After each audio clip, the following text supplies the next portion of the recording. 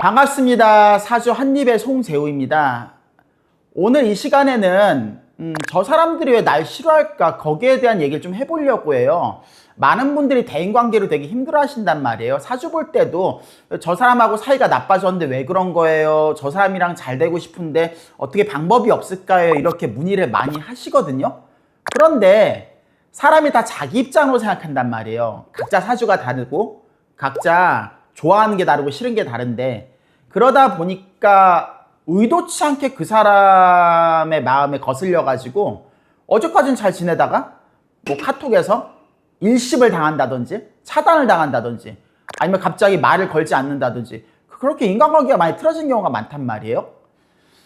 우리가 사주를 알면은 그 사람 사주가 어떻다 이런 걸 알면 최소한 그 사람이 싫어하는 행동을 안 할 수는 있습니다. 그러면 과연 사람마다 사주마다 어떤 행동을 하면 그 사람이 싫어하는 행동인지, 그걸 이제 오행별로 한번 얘기를 좀 드리려고 해요. 일단 이 사주에 대해서 전혀 모르시는 분들이 있으니까 제가 화면에 띄워드릴게요. 내 사주에 어떤 글자가 무슨 오행인지는 그 위에 화면을 보시면 아실 겁니다. 먼저 그 사주에 목이 강하신 분들, 오행 중에 목이 강하신 분들은 그 사람이 갑자기 나하고 사이가 틀어졌다. 그 이유는 그 사람 자체가 나한테 서운한 게 있었다는 겁니다. 그러니까 어떤 부분에서 서운한 거냐면은, 나는 별거 아니라고 생각했는데 그 사람은 되게 그걸 크게 받아들인 거예요. 그러니까 어떻게 보면 되게 유치한 건데 그 사람 입장에서 내 비유 안 맞춰줬다는 거죠. 이유를 알면 되게 황당할 정도로, 아니 뭐 그런 거 가지고 삐져? 속상해? 그럴 수도 있는데, 원래 사주에 목이 강할수록 마음이 유약합니다. 어린아이 같은 거예요. 좋게 말하면 순수한 거고요, 나쁘게 말하면 좀 미숙하다는 뜻입니다. 나이가 몇 살인가는 상관이 없어요. 사주에 목이 강하면 강할수록 내 비위를 맞춰줘야 되고 내 마음에 상처를 주지 말아야 되고, 근데 이것만 잘 지켜주면은 그 목이 강한 사람과 굉장히 잘 지낼 수 있어요. 그게 아니라 내 마음 알아주지 않는다, 이런 걸 한 번이라도 경험을 하게 하는 순간 그 사람하고 사이가 갑자기 멀어질 수가 있습니다. 그러니까 내 직장에 뭐 동료라든지 사수라든지 아니면 사회에서 되게 내가 친하게 지내고 싶은 지인이 있단 말이에요. 근데 그 사람이 사주에 목이 강하다 그러면요, 거창하게 뭘 잘해준다 그런 것보다는 내 조카 다룬다고 생각하세요. 자식 다룬다고 생각을 하고, 그러니까 되게 쉽게 말하면 아이 다루듯이 생각한다고 여기면 됩니다. 애들 같은 경우 뭐 거창하게 잘해준다고 날 따르지 않잖아요. 그냥 과자 한 봉지 사주고 초콜릿 하나 사주고 그러면 막 세상 얻은 듯이 다 좋아하잖아요. 반대로 막 삐지고 슬픈 것도 아무것도 아닌 거 가지고 떼쓰잖아요. 목이 강한 사람들이 바로 그런 성향을 많이 보입니다. 그러니까 그런 걸 알면은 사주에 목이 강한 사람들이랑 잘 지낼 수가 있는 거예요. 다음은 화가 강한 사람들. 오행이 목만 있는 건 아니죠. 화가 강한 사람들은 그 사람의 자존심을 건드리면 사이가 되게 나빠지기가 쉬워요. 화 같은 경우는 사람이 화가 강하면 강할수록 뒤가 없고 생각이 되게 단순해요. 당장이 자기 손에 연연하지도 않아요. 보여지는 부분도 중요하고, 그러다 보니까 특히 다른 사람 앞에서 자기의 자존심, 체면이 손상당하는 걸 굉장히 못 버텨야 합니다. 뭐 존심 상한 거 그런 거 싫어하는 거 좋아할 사람은 없겠지만 특히 화가 강할수록 그게 되게 민감한 거예요. 그렇기 때문에 우리가 살면서 뭔가 그 사람이 잘못할 수도 있잖아요. 아니면 그 사람 자체가 어떤 잘못된 선택을 할 수도 있고, 그거에 보이더라도 굳이 그 사람한테 지적을 하면 안 됩니다. 굳이 그걸 얘기하고 싶으면은 좀 시간이 지난 다음에 간접적으로 좀 애둘러서 표현을 해야 돼요. 그냥 그게 내 눈에 보인다고, 아 이건 아닌 것 같다, 이런 거 되게 잘못됐다, 뭐뭐씨 아 이러면 안 되는 거 아니에요?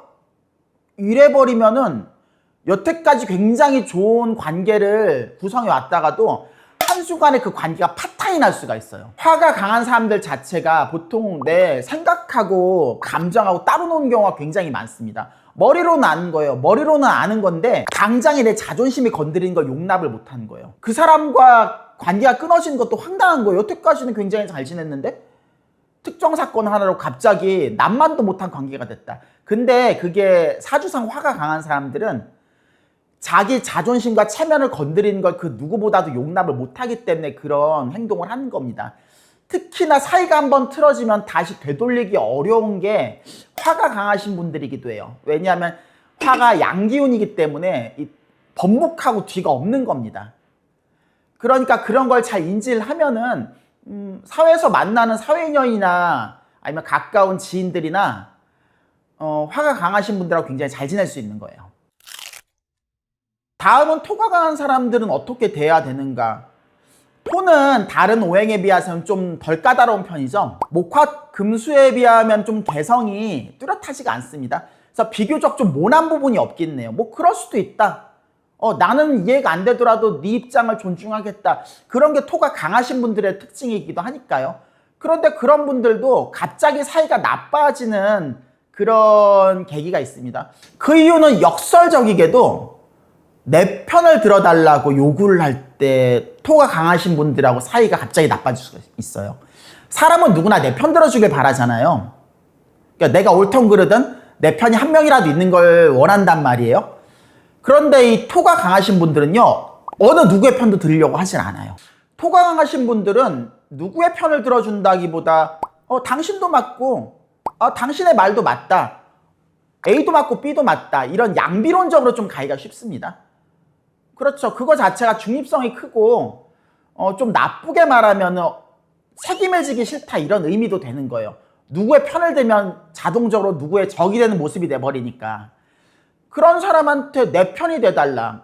나와 같이 한 편이 돼서 같은 일을 해달라.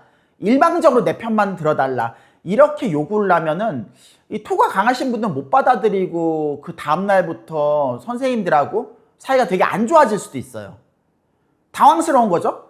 난 딱히 잘못한 것도 없고 내가 뭐 말실수를 했나? 근데 그게 토가 제일 싫어하는 행동이었던 겁니다. 오행 중에 금이 있죠. 이 금도 만만치가 않은데 사주에 금이 강하신 분들이 싫어하는 것 중에 하나가 좀 유약한 모습을 보이는 거예요. 좀 냉정한 말이긴 해요. 금 자체가 굉장히 명분이 중요하고 거칠고 강하고 그런 서늘한 이미지예요. 그러니까 자기 자신한테도 엄격한데 타인한테도 엄격한 거예요. 타인을 대할 때 그 사람이 어떤 부족하거나 약한 모습을 보이면은 그런 것 자체를 잘 못 받아들입니다. 각자 도생의 논리를 가지고 있는 분이죠. 그런 분들한테는요, 특히 자기의 가치가 떨어지는 모습을 보인다거나, 특히나 우리가 생각이 사람들마다 다 다르죠. 근데 금이 강하신 분들은 나와 생각이 다른 사람을 옆에다 두질 않아요. 네 갈 길 가라 이런 식입니다. 난 내 갈 길 갈 테니까. 그렇기 때문에 어떤 사상적으로 안 맞으면 같이 할 수가 없는 겁니다. 사적으로 친한 건 친한 거고, 그 사람과 가지고 있는 어떤 이념이라고 해야 되나? 그런 철학이 맞지가 않으면은, 하루아침에 남만도 못한 사이가 될 수 있는 거예요. 오행 중에 마지막으로 수가 남았죠? 수가 강하신 분들이 많은데요. 수가 강하신 분들은, 그 사람에 대한 사생활이나 그런 걸 캐내려고 하면 굉장히 그 사람이랑 멀어질 수가 있어요. 수가 강하면 강할수록 자신의 과거, 치부, 특히 사적인 영역을 공개하지 않으려고 해요. 그게 왜 그러냐면 수가 강하다는 것 자체가 이 불필요한 금신 걱정이 되게 많다는 소리예요. 그렇기 때문에 혹시나 내 사적인 부분을 공개를 해서 내가 약점 잡히면 어떡하지? 이게 혹시나 나한테 칼로 돌아오면 어떡하지? 그걸 과다하게 걱정하신 분들이 오행의 수가 강하신 분들이에요. 그렇기 때문에 아무리 친하게 지낸다고 해도 그 사람의 사적으로 뭔가를 알고 싶다. 그 사람한테 좀 캐묻는 거죠. 특히 한국 사람들이 그런 게 많잖아요. 뭐 어디 사냐, 고향은 어디냐, 예전에 무슨 일 했냐.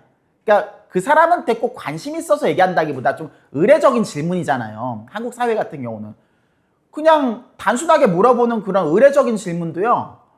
이 수가 강하신 분들은 굉장히 그걸 경계를 합니다. 이 사람이 나에 대해서 왜 하려고 하지? 약점 잡으려고 하는 거 아닌가?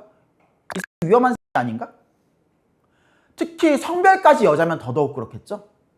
여자 자체의 의미다 보니까. 그러니까 수가 강하신 분들이랑 잘 지내려면요.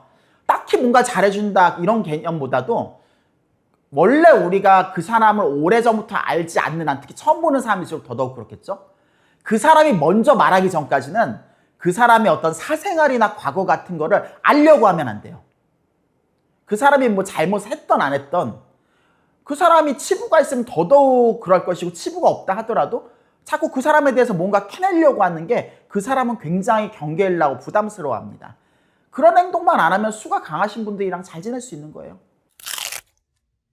어떠셨나요? 우리가 다 자기 생각대로 행동을 하잖아요. 이런 이야기를 들으면서 이런 걸로 저 사람이 힘들어했어? 이런 걸로 싫어했어? 이렇게 인지를 하신 분들이 있을 거예요. 간단하게 좀 정리를 해보겠습니다. 그러니까 목이 강하신 분들은요, 애기 다루듯이 해야 돼요. 그러니까 사소한 거 하나를 좀 서운하게 하면 안 돼요. 어떻게 보면 좀 유치하죠? 화가 강하신 분들은 그 사람의 좀 체면, 존심, 속되게 말하면 가오라고 하죠. 토가 강하신 분들은 일방적으로 내 편을 들어달라, 나와 함께 해달라, 이런 요구를 하시면 안 돼요. 그분이 굉장히 부담스러워합니다.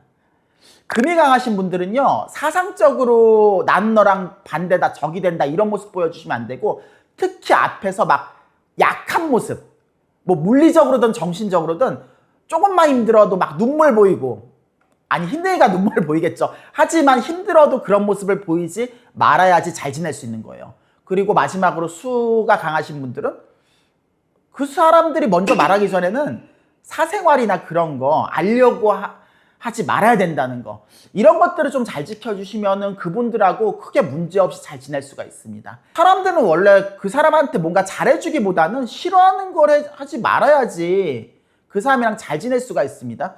그런 부분에 있어서 그 사람 사주를 알면, 특히 오행이 어떤 오행이 많은가 이런 걸 알면요, 그 사람이 싫어하는 행동을 안 할 수가 있는 거예요. 오늘 사주 한입은 여기까지입니다. 재밌게 보셨으면 구독과 좋아요, 알림 설정 부탁드릴게요. 그럼 안녕히 계세요.